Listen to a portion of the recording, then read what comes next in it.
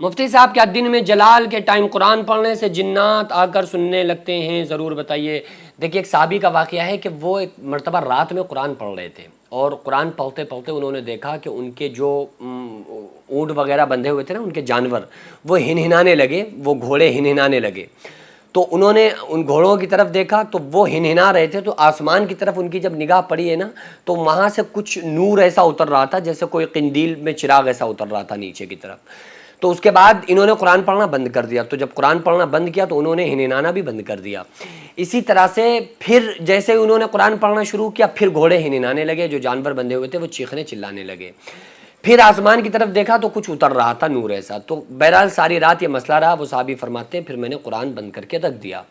अगला दिन जब आया ना, तो ये साहबी रसूलुल्लाह सल्लल्लाहु ताला अलैहि वसल्लम की बारगाह में पहुँचे और अर्ज़ किया कि या रसूलुल्लाह सल्लल्लाहु अलैहि वसल्लम, मैं रात में कुरान पढ़ रहा था और पढ़ते पढ़ते अचानक मैंने देखा मेरे जानवर जो बंधे हुए थे वो चीखने चिल्लाने लगे और आसमान से कुछ नूर सा उतर रहा था। तो आका अलैहिस्सलातु वस्सलाम ने फरमाया कि वो नूर जो तुमने देखा वो फरिश्ते थे और वो फरिश्ते तुम्हारा कुरान सुनने के लिए आ रहे थे, और उन फरिश्तों को देखकर, उस नूर को देखकर तुम्हारे जानवर चीखने चिल्लाने हिनहिनाने लगे।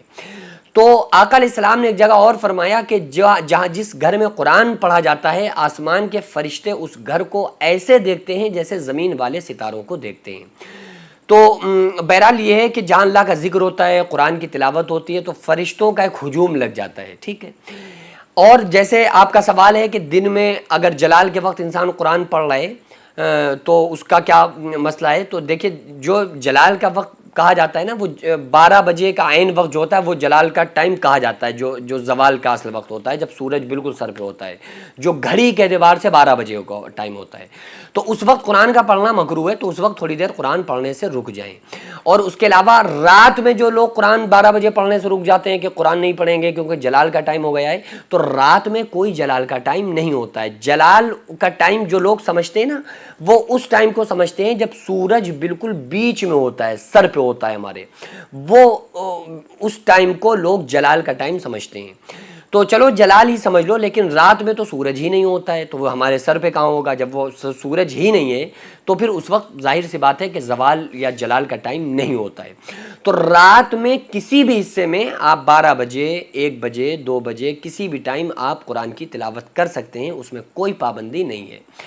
और अच्छे जिन वगैरह होते हैं, तो अगर कोई इंसान कुरान पढ़ रहा है तो वो सुन भी लेते हैं, कोई मसला नहीं है। अल्लाह ताला ने उनको हमारी नज़र से पोशीदा करके रखा है, लेकिन वो इंसानों को देखते हैं। बहरहाल इससे कोई मसला नहीं है। कुरान करीम एक ऐसी चीज़ है, आका अलैहिस्सलातु वस्सलाम ने फरमाया कि जिसके दिल में कुछ भी कुरान नहीं, वो वीरान मकान की तरह है। आका अलैहिस्सलाम ने फरमाया जिस तरह लोहे में जंग लग जाता है, इसी तरह से दिलों में भी जंग लग जाता है। साहबा ने अर्ज़ किया कि या रसूलुल्लाह सल्लल्लाहु अलैहि वसल्लम, हम लोहे का जंग तो रेग माल से साफ़ करते हैं, रगड़ के, घिट कर। या रसूलुल्लाह सल्लल्लाहु अलैहि वसल्लम, दिलों का जंग हम किस तरह से साफ़ करें? तो आका अलैहिस्सलाम ने फरमाया कुरान पढ़ा करो, तुम्हारे दिल का जंग दूर हो जाएगा। कुरान पढ़ने के फ़ायदे क्या हैं? अल्लाह की मोहब्बत में तरक्की होगी। अगर कोई इंसान ये कहे ना कि कुरान को बिला समझे पढ़ने से कोई फ़ायदा नहीं है, तो वो इंसान बद्दीन या जाहिल है।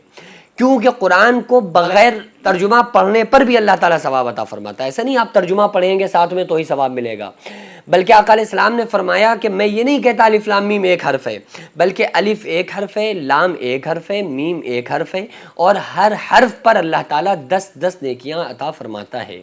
यानी अगर किसी बंदे ने सिर्फ अलिफ लाम मीम कहा है ना, तो उस पर अल्लाह ताला उसको 30 नेकियां अता फरमाता है। तो इसलिए कुरान के आदी बनो। कुरान एक ऐसी चीज़ है जो कब्र के अजाब से आपको बचाएगा, क़यामत के दिन की सख्ती से महफूज रखेगा, क़यामत के दिन सिफारशी बनकर आएगा। अल्लाह का कलाम है ना, कलामुल्लाह है, अल्लाह की ज़ुबान से निकले हुए अल्फाज हैं कुरान। तो इसलिए कुरान को मजबूती से पकड़ लो, अमल भी उस पर करो, पढ़ने वाले भी बन जाओ। और बहरहाल अल्लाह तबारक व तआला हम तमाम लोगों को कुरान करीम की तिलावत करने की और उस पर अमल करने की अल्लाह ताला तौफीक अता फरमाए।